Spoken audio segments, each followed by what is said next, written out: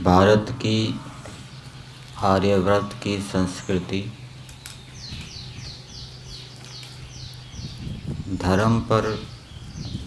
धर्म की भित्ति पर आधारित है। प्राचीन काल में जितने भी हमारी समाज या राज्य की व्यवस्थाएं थी वो धर्म पर अवलंबित थी, धर्म पर आश्रित थी। हमारी संस्कृति का मूल है वेद। इस कारण से इसको वैदिक संस्कृति भी कह सकते हैं। वेद हमारे धर्म ग्रंथ हैं। पाश्चात्य देशों ने धर्म को पृथक कर दिया। पाश्चात्य देश धन के पीछे भाग रहे हैं, संपदा के पीछे भाग रहे हैं। उनका मुख्य प्रयोजन धन है, संपदा है, उसको अर्जित करके संसार के सुखों को भोगना। और धर्म को पृथक कर देने के कारण जो बलवान राष्ट्र है वो निर्बल राष्ट्र को खा रहे हैं, शोषण कर रहे हैं।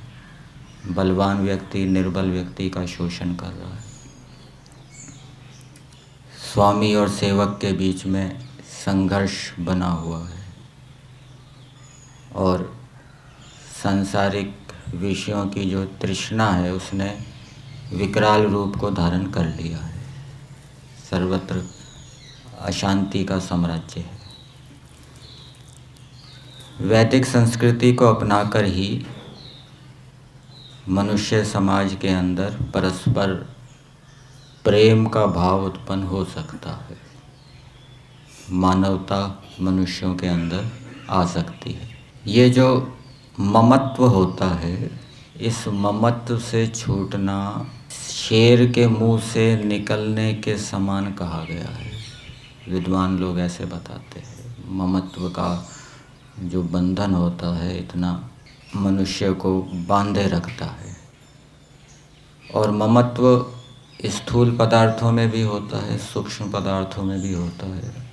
अंत में जाते जाएं ज्ञान का ममत्व होता है, बुद्धि का ममत्व होता है। तो जो वेद के मार्ग पर चलता है, अपने कर्तव्य कर्मों को पूरी शक्ति से, पूरे सामर्थ्य से करता है और जो लाभ होते हैं उनके प्रति उदासीन रहता है, उसको वीर कहा गया है। और ऐसा वीर व्यक्ति ही जो वेद के मार्ग पर चल रहा है, जिसकी कोई सांसारिक ऐशनाएं नहीं है, वही ममत्व के, स्वार्थ के बंधन से छूट सकता है। और जितना जितना स्वार्थ हटता जाता है उतना उतना प्रेम का भाव उत्पन्न होता जाता है। वैदिक संस्कृति को अपनाकर ही व्यक्ति निस्वार्थी हो सकता है, सभी प्राणियों से प्रेम भाव को उत्पन्न कर सकता है।